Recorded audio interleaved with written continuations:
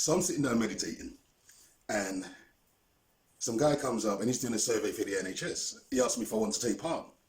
I said, no. He says, don't you want to help to improve the NHS? I said, no. I said, listen, the NHS has been in existence since 1947. Okay? That's over 70 years. You're telling me that with all of the people that work in the Department of Health, all of these graduates that are coming out of university and going on these graduate training schemes in the health service, you're telling me that none of them can figure out how to make the NHS better? I said, my friend, you know, this is a farce. It's a farce. The reason why they're asking people to participate in this survey is because people are attached to the NHS. They're emotionally attached to the NHS. And people think that the NHS in the UK is the best NHS in the world because this is what they've been told. I said, but that's just not true. The health service in France is better. The health service in Germany is better. The health service in Canada is better. Just to give 3 examples. He said, yeah. He said, yeah, it's true. They do have a better health service. I said, listen, they're just trying to tap into people's emotions, yeah? They're just trying to get people to feel that they are actually listening to the people and taking note of the people's concerns. I said, but it's an illusion because the NHS has always been this political football. Every time the Conservative government comes in, they use the NHS in some kind of political game where they change procedures, they change administration, they bring in all these targets, and all they're doing is putting extra pressure on the service itself. They're putting extra pressure on the nurses. They're putting extra pressure on the doctors. Look at the hours that the junior doctors have to work. So I said, there is no real will to improve the NHS, but they want to create the illusion amongst people that they're listening to what it is the people want. I said, all they have to do is go over to France or go over to Germany, talk to them over there, find out how they run their National Health Service, and there's their answer. You see, I came up with that in 2 minutes. And you're telling me these people have been working for the Department of Health for 70 years and they still can't figure it out. If they can't figure it out, what makes them think that the people can figure it out? And he laughed. He said, yeah, it's true. It's true. I'm going to say, listen, I'm going to tell you other things that people just do not know, but they should know. I said to him, do you know you do not need any qualifications or any experience whatsoever to become an MP, a Member of Parliament? He looked at me and he said, nah. I said, it's true. You do not need a single qualification to be an MP. I said, nor do you need any qualifications to be a magistrate. Nor do you need any qualifications to be a councillor working on the local councils. These are jobs that require no qualifications and no experience whatsoever. And he just looked at me wide-eyed. He said, I thought to be an MP, you need to have like 3 degrees or something. I said, no. There is not a single qualification requirement necessary for anyone to become an MP. I said, but it's even worse than that. Yeah? You don't need any qualifications to be a police officer. You used to have 5 O-levels or 5 GCSEs. But now, you don't need any qualifications whatsoever.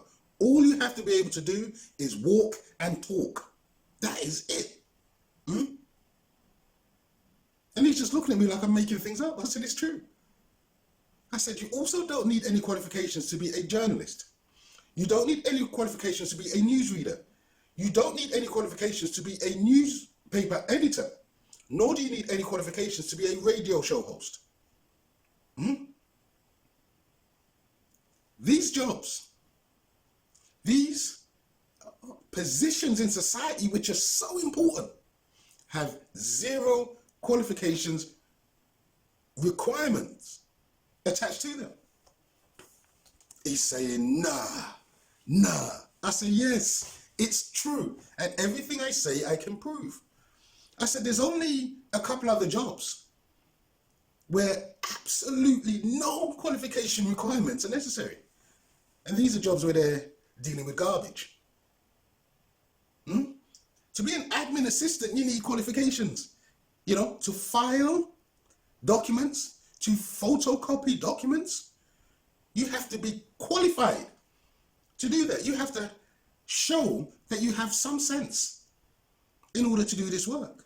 But to be an MP, no qualifications are necessary.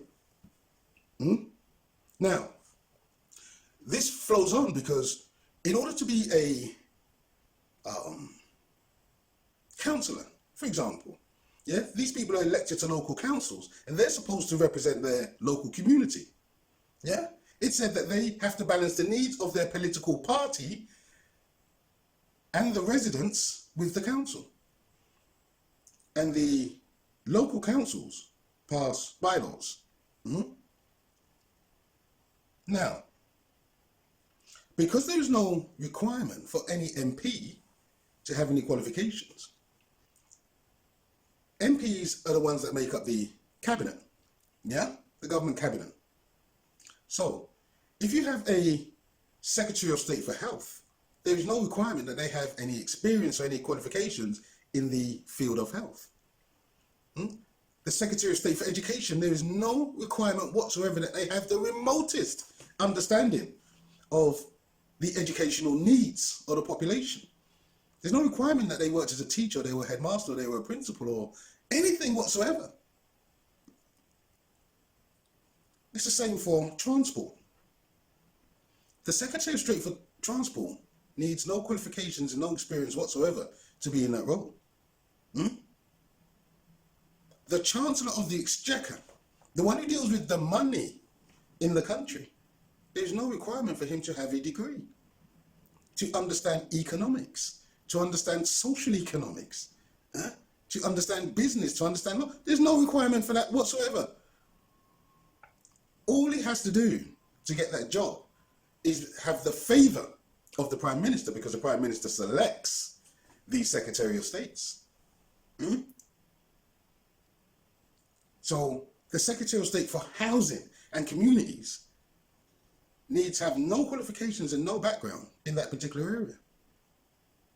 It's peculiar. It's peculiar. And yet still, nobody knows. Nobody knows. No one has given it a thought, because everybody is under the illusion that these MPs must be qualified. They have to be qualified to be doing this job because it's an important job. It's an important job. Managing a country, that's more important than filing away documents.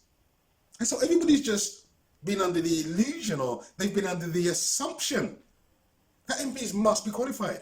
Now, don't get me wrong.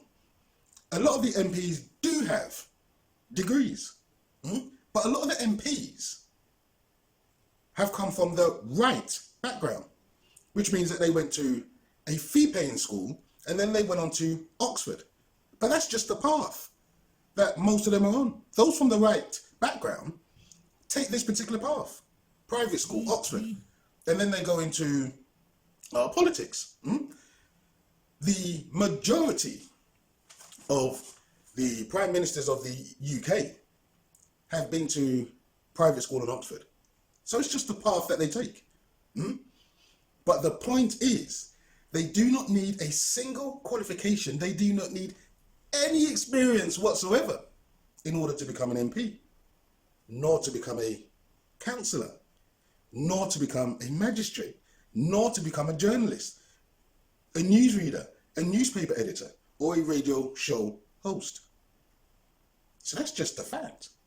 You see, MPs pass, 200 laws a year. 200 laws. They don't have to know the law. They don't have to understand the impact of their laws. They don't have to understand anything to be doing that job. Same with councillors. Secretary of States for the various departments, they pass about 3,000 what they call secondary legislation. Yeah? A year. But nobody has to understand anything that they're doing in order to pass these laws.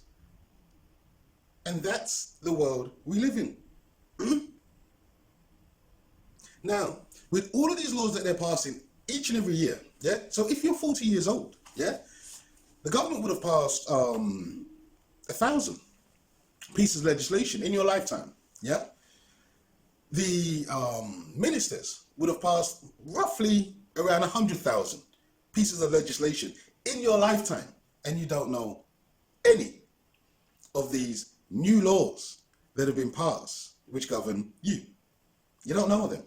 And yet still you have people who are unqualified, inexperienced, have no knowledge, none, passing these laws which affect you. But out of these 200 laws, which is primary legislation, and these 2,000 odd laws, which is secondary legislation that is passed, in all the years of Parliament, yeah, there is no law for councils to provide drinking water in their communities. There is no law for councils to provide public toilets. There is no law for councils to provide libraries. There is no law for councils to provide community centres. There is no law for the government to provide housing. No law for the government to provide housing. So when you hear them talking about a pledge to build X amount of houses per year, that pledge is meaningless because there is nothing to bind the government to provide housing for individuals. Yes, there have been some house building programs in the past, but we need to get the context. Yeah, the house building programs of the 40s and 50s, that was because of the Second World War, and huge areas got flattened. They had to build houses for the people. Prior to the Second World War, people were living in slum accommodation. Across the country, they were living in slum accommodation.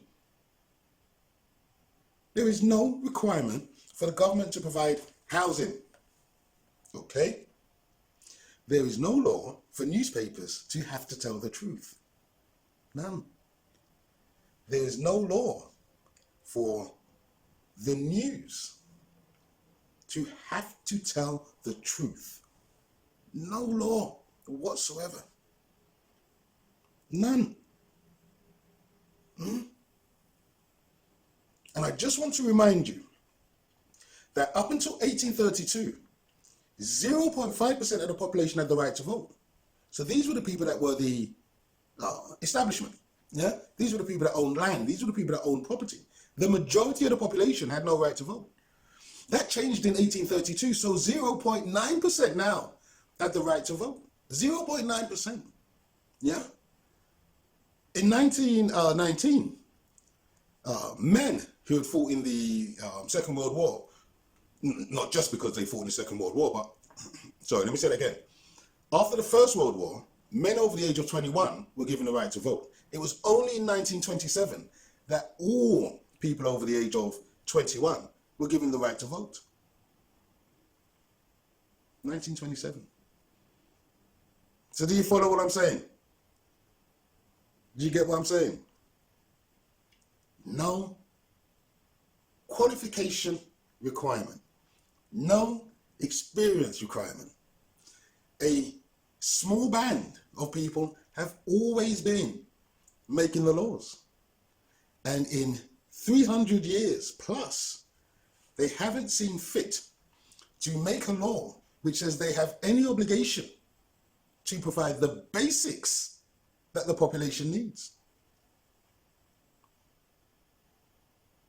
For over 300 years. I'm going to finish with this quote, and it's by Mark Twain. And he says, "Will a day come when the race will detect the funniness of these juvenilities and laugh at them, and by laughing at them, destroy them?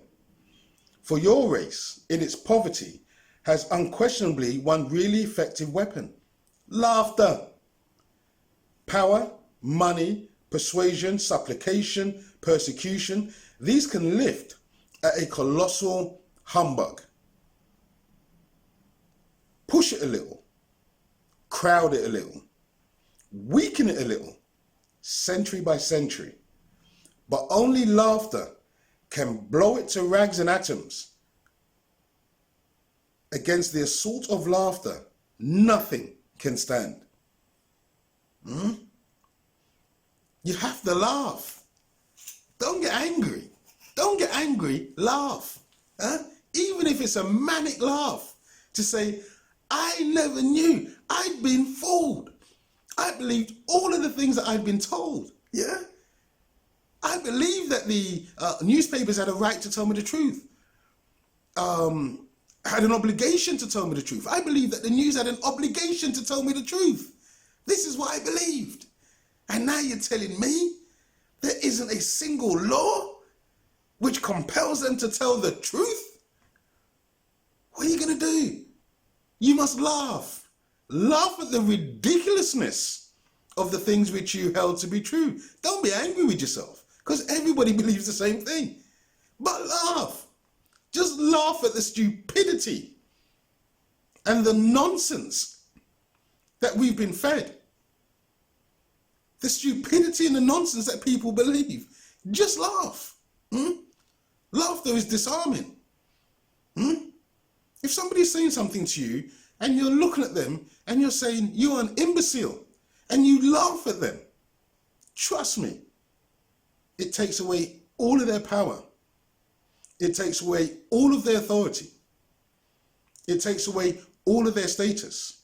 You have brought them down from that high place they think they hold to a base level, and they now know that they are exposed.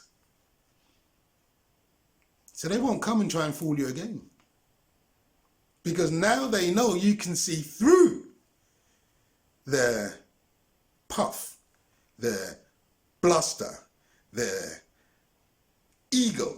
You see through it, so they can't fool you anymore. So that's another installment of Truth. Thank you for watching. Please share and subscribe. More videos coming soon.